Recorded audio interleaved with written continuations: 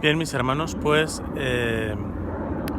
nuevamente estoy en el santuario de Nuestra Señora de la Paz, ahora con un poquito más de tiempo y un poquito más de batería.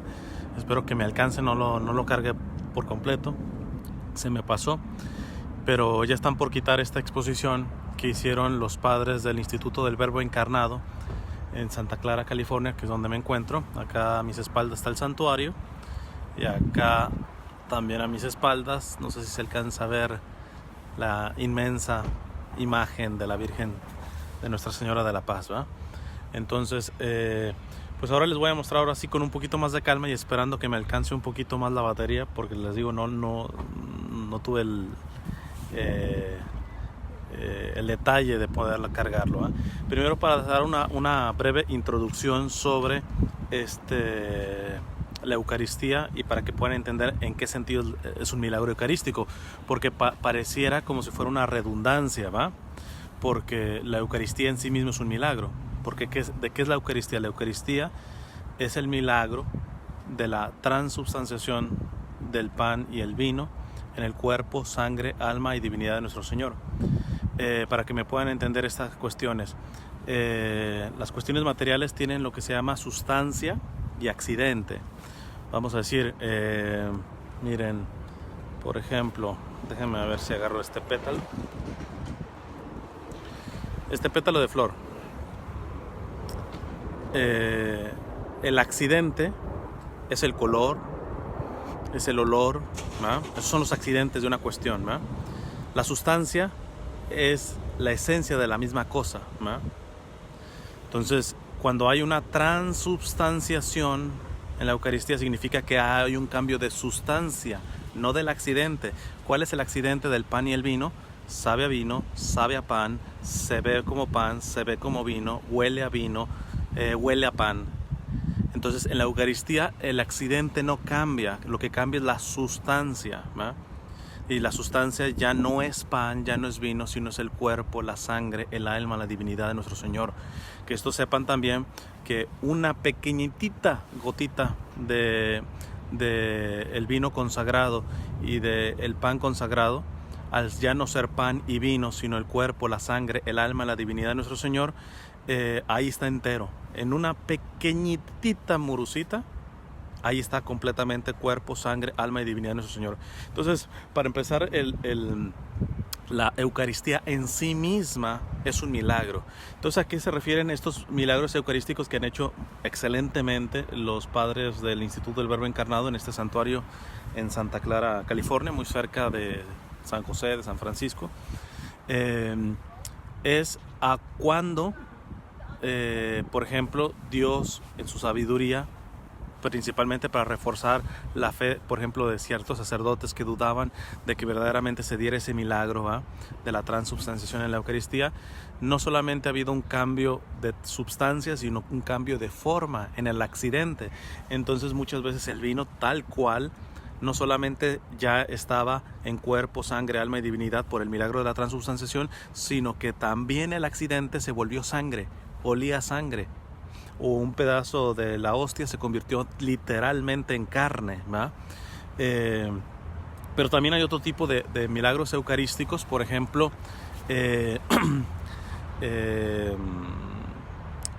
bueno, les voy a mostrar algunos, porque son 100 y pico, ¿va? Entonces les voy a mostrar algunos para que vean que son de diferentes formas, ¿va?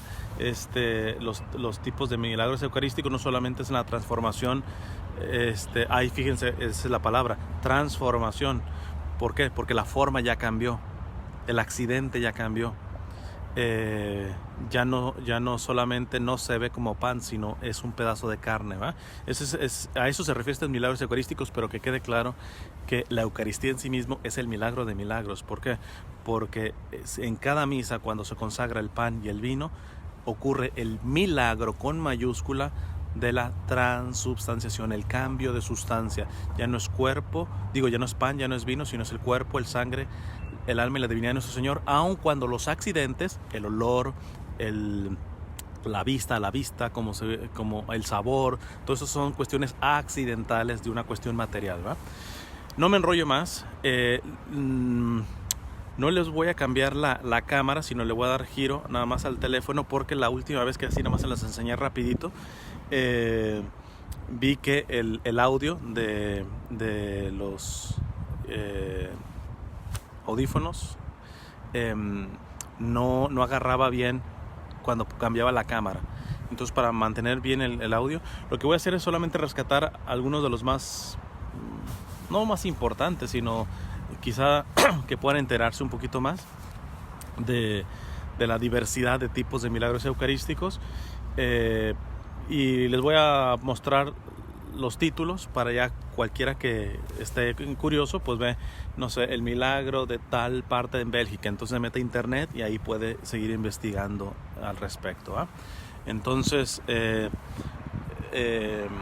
aquí comienza la exposición y aquí hay una introducción. Aquí es un buen testimonio de este niño, básicamente, que es un siervo de Dios, es decir, está en proceso de beatificación. El niño se llama Carlos Acutis, murió en octubre del 2006, y básicamente lo que habla es de la gran fe eucarística que tenía este chico, pero muy en especial al saber de estos milagros eucarísticos. Entonces me parece que es una buena introducción, porque aunque les había dicho la otra vez de que un católico no tendría que estar deseando que pasara este milagro eucarístico, se debería de conformar con el verdadero y real y más grande milagro eucarístico, que es el que pasa en la misa. Aunque tú no veas que el vino huela sangre, sepa sangre, luzca como sangre, igual con el pan en referencia a la carne del Señor, nosotros sabemos, para eso es la fe. Por la fe sabemos que ahí ya hubo un milagro de transubstanciación. Ya no es pan, ya no es vino, sino el cuerpo, la sangre, el alma y la divinidad de nuestro Señor, ¿verdad?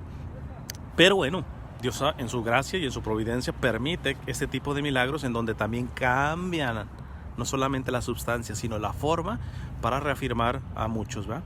Entonces esto es muy, muy, muy importante, saber de que nosotros no tenemos que andar buscando y pidiendo que el Señor nos haga este tipo de milagros eucarísticos. Ya la Eucaristía en sí misma es el mayor milagro.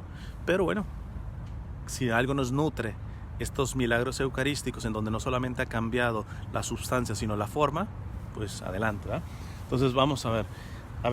Les voy a dejar en la descripción después videos, porque hay videos en donde habla el doctor Castañón, que es un científico que era ateo y que le empezaron precisamente por ser ateo y ser en ese sentido pues imparcial, vamos a decirlo, porque si podrían decir, cuando estudian esto verdaderamente, si es verdadero o no es verdadero,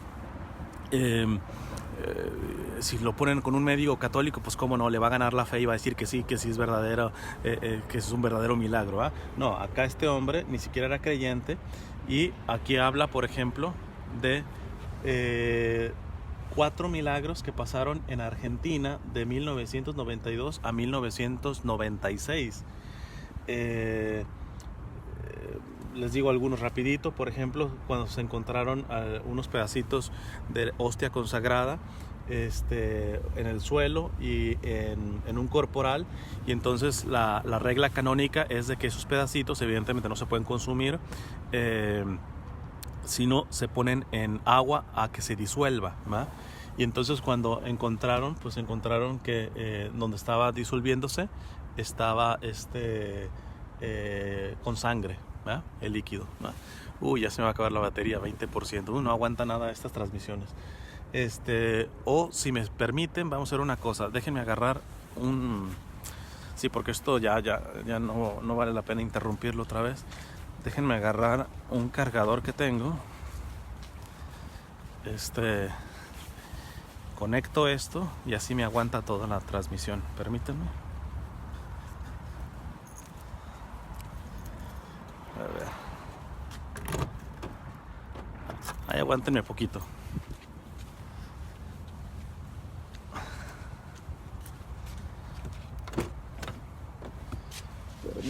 Permítanme.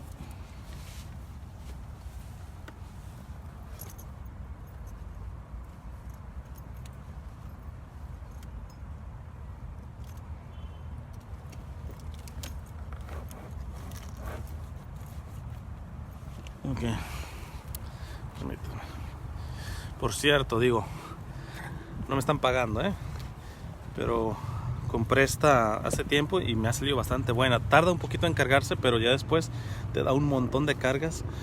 Este bloquezote Charmast, sobre todo para misioneros y todo este tipo de cuestiones que necesitan bastante energía para los dispositivos y toda esta cuestión.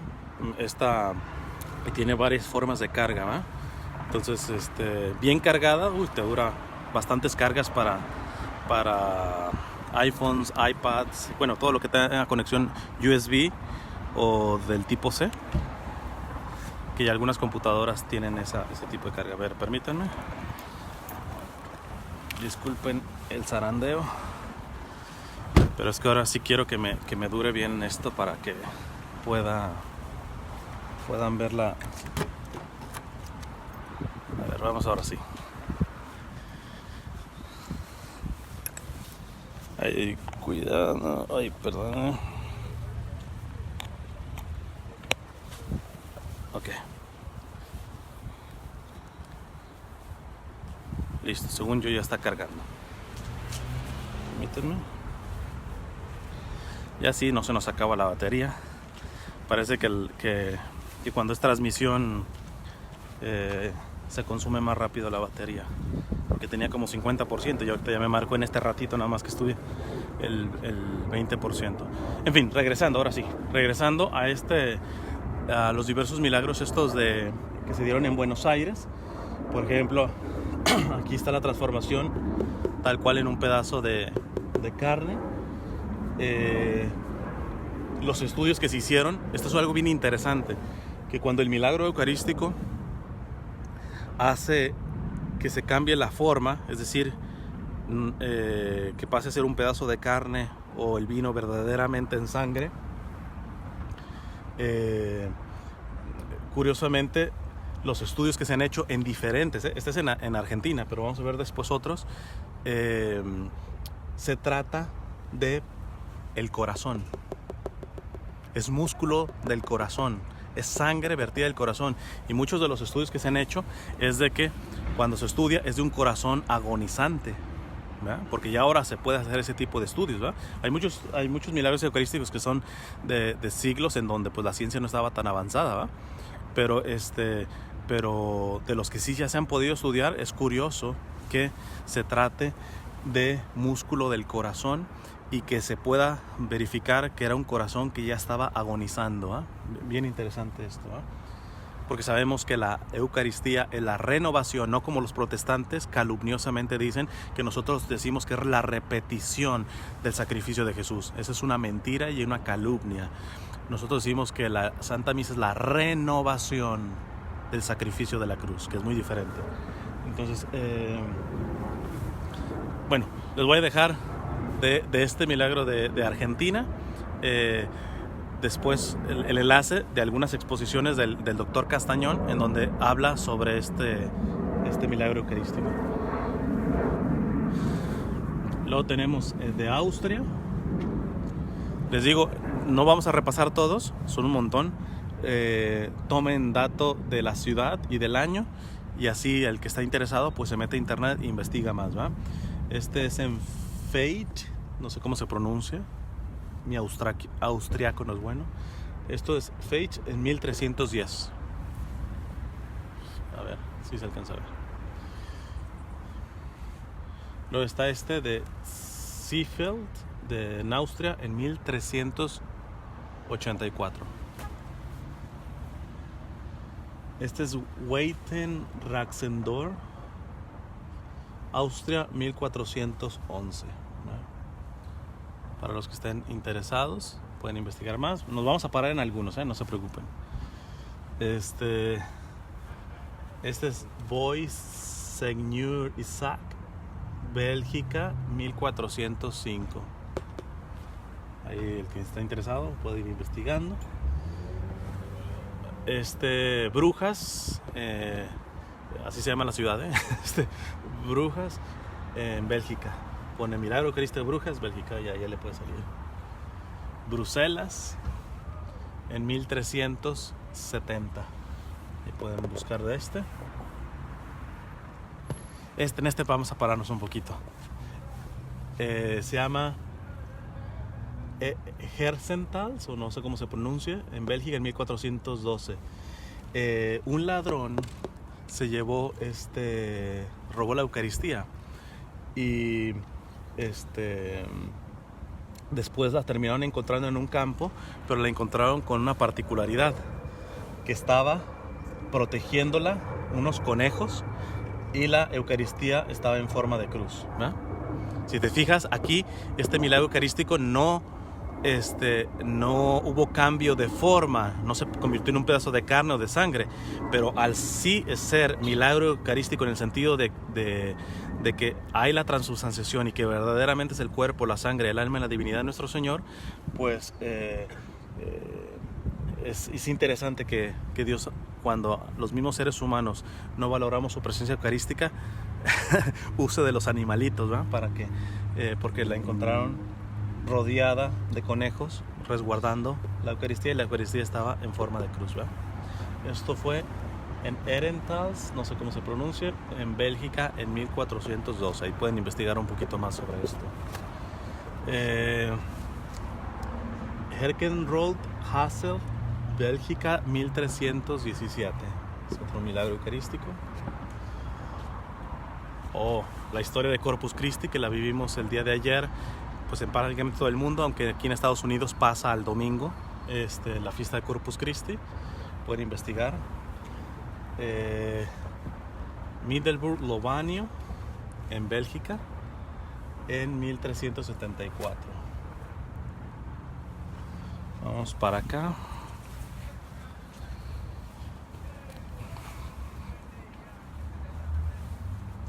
En la isla de Martinica, en 1902, en Morne Rouge, no sé cómo se pronuncia. Pueden investigar. Esto fue en 1902.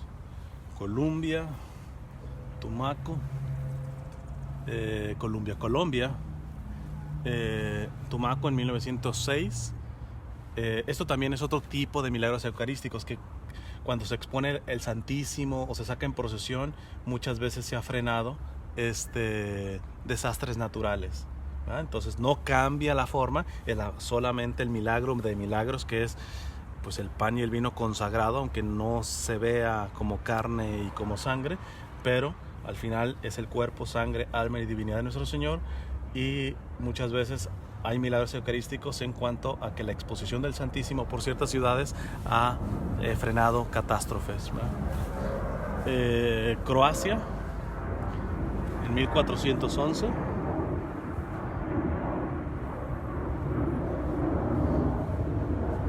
Este es el mismo, Ludwig, en 1411, Croacia. En Egipto,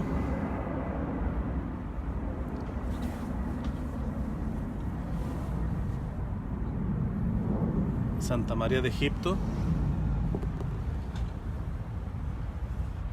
Sete. En Francia ha habido un montón. Aquí está el de Aviñón en 1433. Aviñón 1433.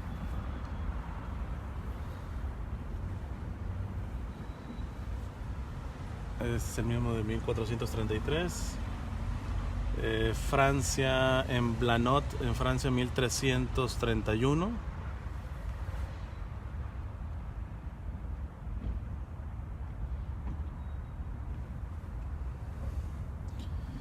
Este es Bordeaux, en Francia en 1822.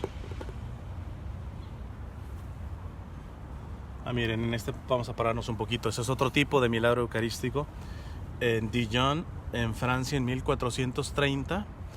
Déjenme les traduzco. En la Eucaristía, en el milagro eucarístico de Dijon, una señorita compró una custodia en la cual por error tenía todavía la Eucaristía, ¿no? Entonces la mujer trató de quitarlo con un cuchillo, de removerla con un cuchillo, y cuando le empezó a picar empezó a salir sangre de la hostia. en este sentido es similar a los demás, pero aquí es otra diferencia. Dice, la sangre seca inmediatamente imprimió en la hostia la imagen de Jesús sentado en un trono semicircular con los instrumentos de su pasión, ¿va? La hostia permaneció intacta por más de 350 años hasta que fue destruida por los revolucionarios en 1794. Es decir, en este el milagro también es que salió sangre tal cual, al quererla la mujer quitarla con un cuchillo de la custodia, pero después cuando se secó, se imprimió la imagen de Jesús, ¿va? Este es otro tipo de milagro eucarístico. Fíjense que está otro similar. Esto es en Dubái, Francia, en 1254. En Francia, en 1608. Esta también es interesante. Es otro tipo de milagros. No cambió en su forma, en cuerpo y sangre, pero no, hay algo que no se explica. Por eso el milagro habla de algo que no se explica. Y en este sentido, en esta parte hubo un incendio y lo único que no se quemó fue la custodia con el Santísimo, ¿eh? Esto fue en 1608. En La Rochelle, en Francia, en 1461. Les Ulms, en Francia, en 1668. Ya los más interesados pues ya pueden investigar ya después, ¿va? Esto es igual similar, fíjense, que se hacen ciertas impresiones y que no tienen explicación sobre la hostia, ¿no? Esto es en Marsella en 1533. En Francia en 1290, París 1290, París 1290, Persac, Francia 1643, Alemania, bueno, en Alemania también en Augsburg, Germania, en Alemania 1194. 1216 en Benningen, 1216 Benningen, Bedburn en Alemania 1125, Bedburn en 1125, Erding en Alemania 1417.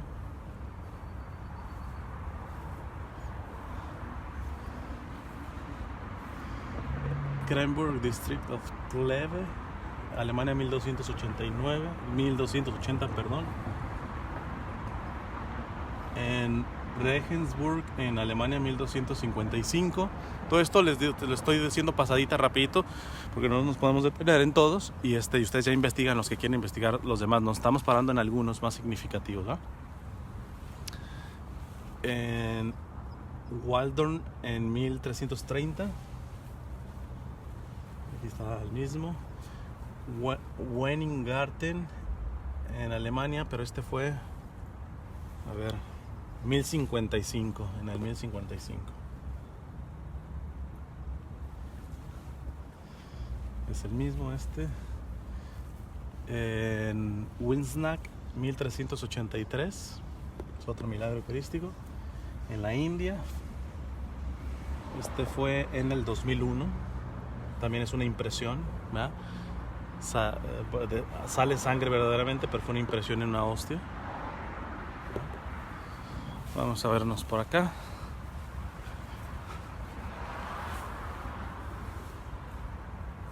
En la isla de la Reunión, no sé ni dónde queda esa isla, ¿verdad?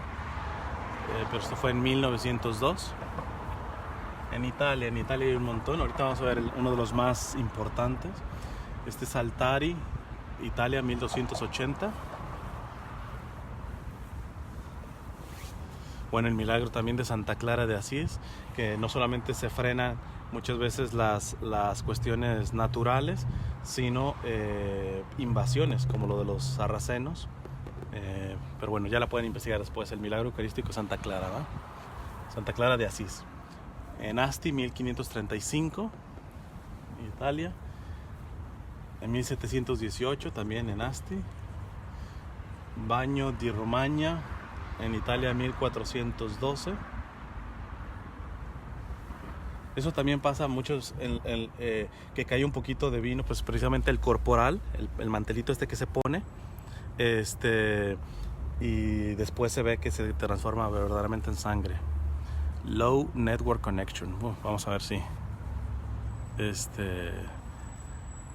dice que sigue grabando, pues, en fin. Bolsena, Italia, 1264. Canossio, 1630. Casia, 1330. Este es interesante. En Casia, en 1330, un sacerdote con poca devoción a la Eucaristía fue a llevarla a un enfermo, y en vez de llevarla en un píxide o en un relicario, en una parte que está hecha para verdaderamente transportar la Eucaristía, la metió en un libro, y después, cuando la abrió, el libro pues estaba totalmente sangrado. Miren,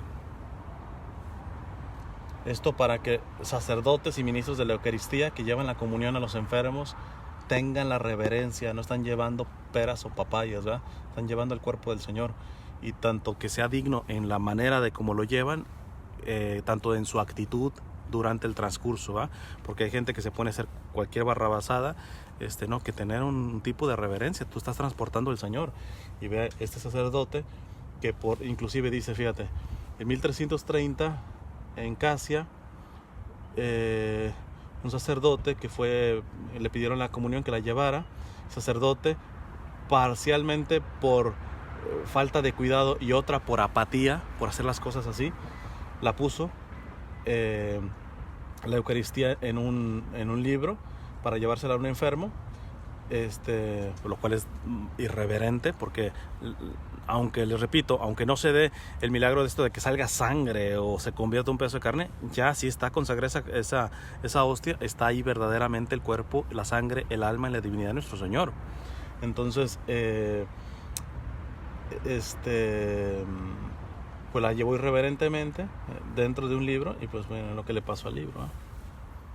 Cuando la abrió, pues estaba sangrado. Y en la hostia se reproduce un rostro también, ¿verdad? Parece que no sé si es el del sacerdote, ¿verdad? Cava di Tirreni en 1656. Dronero en 1631.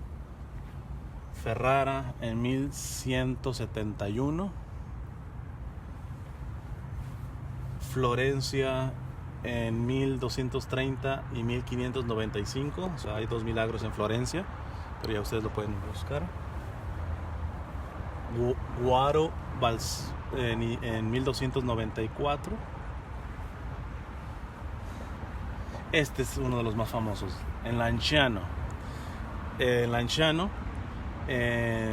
el año 750, un sacerdote estaba dudando que verdaderamente al oficiar la Santa Misa se hubiera ese milagro de la transubstanciación, que verdaderamente solamente quedara en la forma del pan y del vino, pero que en la sustancia ya no fuera pan y vino, sino el cuerpo, la sangre, el alma y la divinidad de nuestro Señor.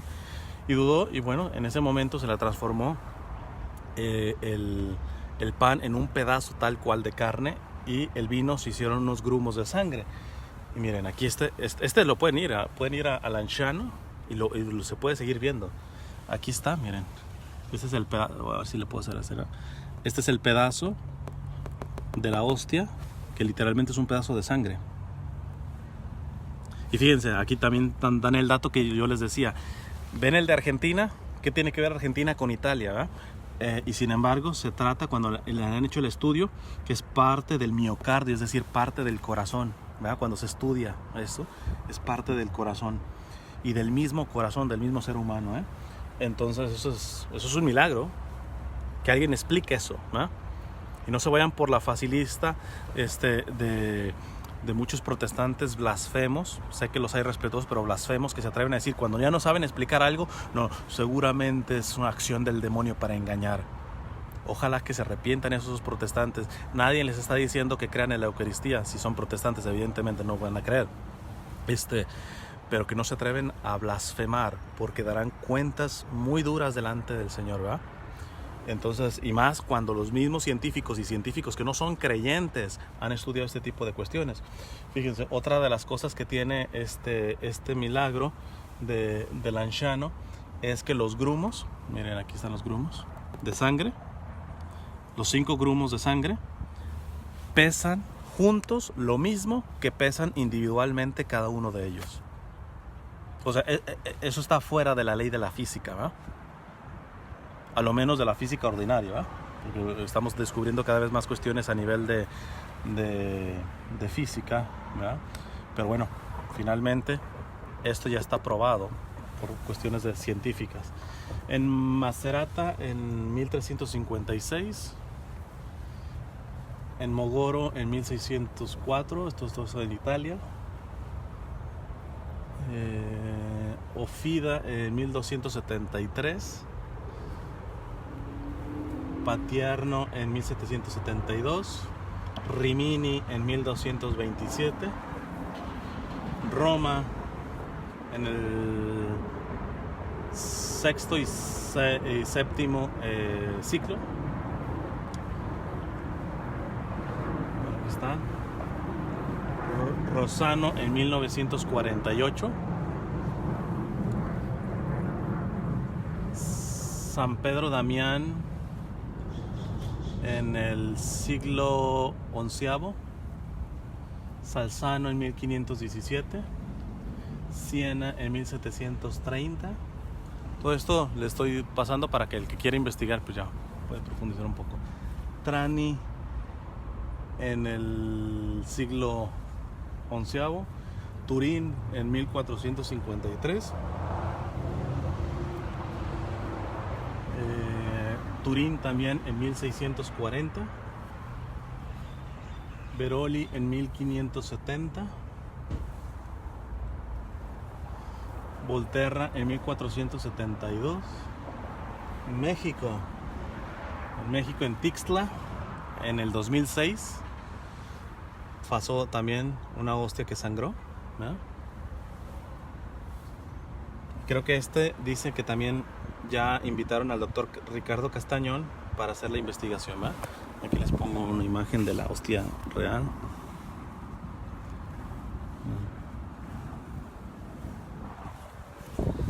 Vámonos para acá, ya estamos casi terminando. Son un montón, por eso les digo, en algunos nos paramos, pero en Tixtla, en Holanda, en Alkmaar 1429, Ámsterdam 1345, ya, Bergen 1421, Boxmeer en 1400, Boxle Hoogstranden en la Holanda 1380, Breda Niervat en 1300, Mersen en 1222 y 1465, Stiphout en 1342, en Perú, en Eten 1649, en Perú, en Polonia 1290, algo muy similar a lo de los conejos que les mostré. Miren aquí, como los humanos a veces no valoramos la Eucaristía, muchas veces lo que hace el Señor es permitir que los animales nos den lecciones al respecto, ¿eh? Entonces, y con esto no estamos diciendo que el animal sea pensante, etcétera. O sea, evidentemente Dios puede usar de los animales para una lección, no sea un aspecto consciente del animal, ¿verdad? Sino para darnos un mensaje a nosotros, ¿verdad? Porque sabemos que el alma del animal no es espiritual, ¿verdad? No tiene memoria, intelecto y voluntad. En fin, no me voy a enrollar con eso ahorita. En Cracovia, Polonia, en 1345, en Legnica en en el 2013, en Polonia, también una hostia que sangró. Aquí los estudios que se hicieron, miren. Estos son los estudios que se hicieron. Poznan en Polonia 1399. Sokolka en octubre del 2008. Igual, una hostia que se trata de disolver en agua porque la encuentran o tirada, alguna cosa que no se puede consumir, se disuelve en agua. Y después se echa a una plantita hay unos recipientes concretos para hacer eso también, pero se encuentra después que está llena de sangre, ¿va? Bueno, entonces aquí están más estudios. En Portugal, Santarém, Portugal, 1247. España, en 1348 en Alboraya. En 1348. En Alcalá, 1597. En Alcoy, en 1568. Caravaca de la Cruz, en 1231. En Zimbala, 1370. Daroca, en 1239. Gerona, en 1297. Gorkum el Escorial, Holanda, España, 1572. Vamos acá, poco nos falta. En Guadalupe, España, 1420. Iborra, España, 1010. Moncada, España, 1392. En Montserrat, 1657. Ocebreiro, en España, 1300. Onil, España, 1824.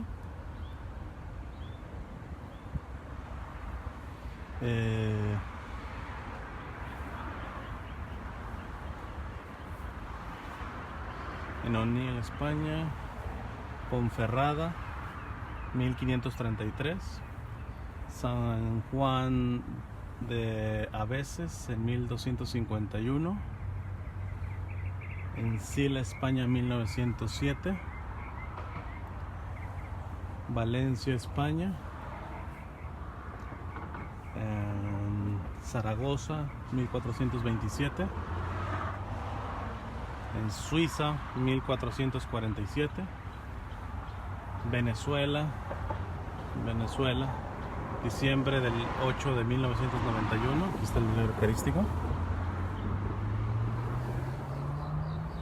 ¿Sí se alcanza a ver? Okay. Sagrado Corazón de Jesús en Francia, Santo Tomás de Aquino. Bueno, estas ya son que tiene que ver con los santos, ¿no? Bueno, aquí está en Francia, 1589. San Egidio en Francia. Santa Faustina Kowalska. Lo que les ha pasado a algunos santos, ¿va? Y místicos, ya no está enfocando tanto en las ciudades. Miren, esta es interesantísima. Esta es una beata portuguesa, Alexandrina María da Costa. Esta mujer, déjenme verle, por 13 años, ella sufrió enfermedades físicas muy dolorosas, pero también cuestiones místicas muy dolorosas, pero también unas gracias tremendas. Por ejemplo, ella no se podía ya alimentar y se alimentó por 13 años. Postrada ella, por 13 años se alimentó solamente de la comunión diaria, punto. O sea, nomás le llevaron la comunión y eso fue suficiente. Eso es imposible que un cuerpo pueda mantenerse por 13 años solamente de recibir la Eucaristía.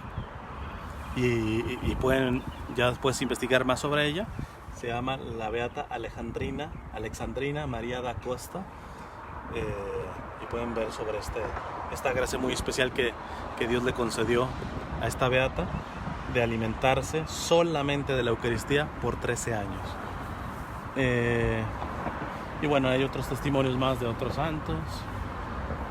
La beata Nicola Steno, la sierva de Dios Marthe Robin, André Frossard, Teresa Newman, Calanda, The Angel of the Peace. O sea, también en muchas apariciones la Virgen o el ángel da la comunión a los videntes, ¿verdad?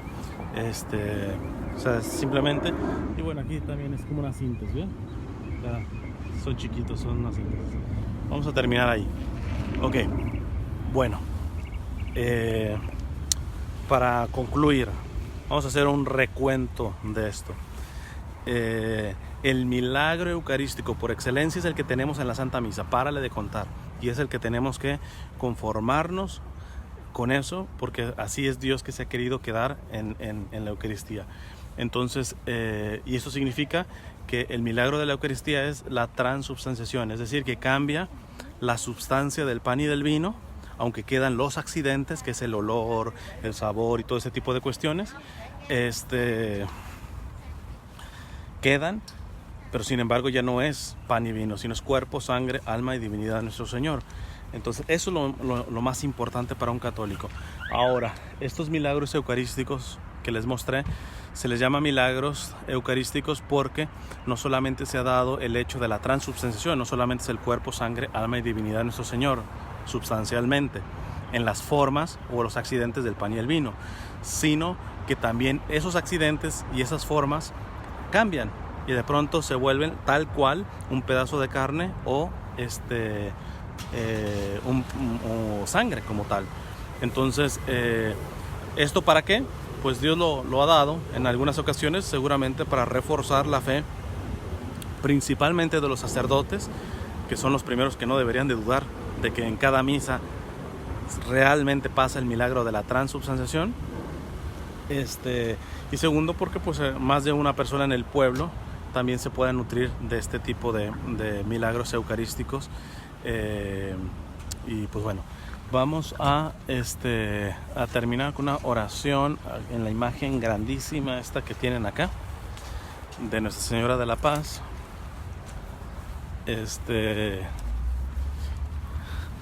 Ahorita se las muestro y si hay gente van a ver, ahora sí hay una gente, van a ver del tamaño, porque la otra vez les mostré y no había una persona como para que vean proporcionalmente el tamaño de la imagen.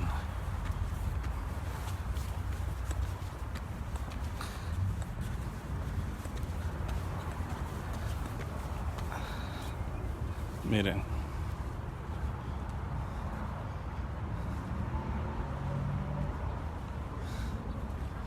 Esta es la Virgen grandísima, pero vean las personas ahí que le están poniendo flores.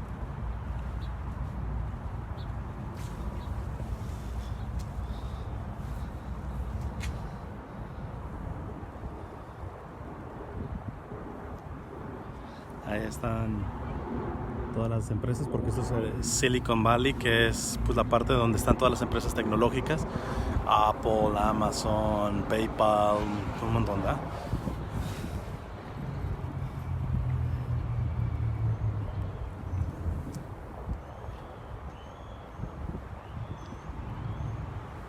Entonces, pues vamos a terminar con una oración a la Santísima Virgen, porque ella es la persona más eucarística. Ella fue el primer sagrario, porque lo llevó en su vientre. La primera adoración eucarística, hora santa, fue expuesta por la Santísima Virgen al presentar al niño Jesús a los pastores, ¿verdad? Y esto, fíjense, déjenme hacer una cuestión más con esto de la Eucaristía, porque hay gente que se aficiona en esto de los milagros eucarísticos que les mostré y les apasiona inclusive poder tocar los relicarios que contienen esos milagros eucarísticos, pero que son indiferentes a tocar la carne herida de sus hermanos, ¿verdad? No solamente estoy hablando de enfermos y dolientes, sino de los pobres, de los refugiados, de los inmigrantes, ¿verdad? Ahí también está Jesús, Léanse capítulo 25 de San Mateo, ¿verdad? Y de eso hablo de laicos y consagrados que expresan mucha reverencia por los milagros eucarísticos, pero poca reverencia en la presencia de Jesús, en los más necesitados, en los más pobres, en los más rechazados, ¿no? Entonces, si usted se enamora tanto de Jesús Eucaristía, pero se olvida del Jesús que está en su prójimo y muy en especial el más rechazado, revise, porque su enamoramiento puede ser chafa, puede ser superficial, falso, fake, porque verdaderamente quien es una persona verdaderamente eucarística, como decía el padre Lettieri, pasa constantemente del altar de la Eucaristía al altar de los pobres, ¿no? Esto es fundamental, fundamental. Entonces, pero bueno, vamos a terminar con esto, esta oración a la Santísima Virgen. Dios te salve María, llena eres de gracia, el Señor es contigo, bendita eres entre todas las mujeres y bendito es el fruto de tu vientre Jesús. Santa María, Madre de Dios, ruega por nosotros los pecadores, ahora y en la hora de nuestra muerte. Amén.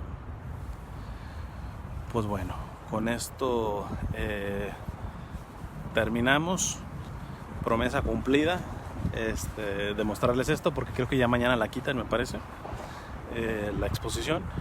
Y se ha dicho de paso, recordarles también, si llegan un día a esta ciudad en la que estoy ahorita de paso, Santa Clara, California, busquen el santuario de Nuestra Señora de la Paz.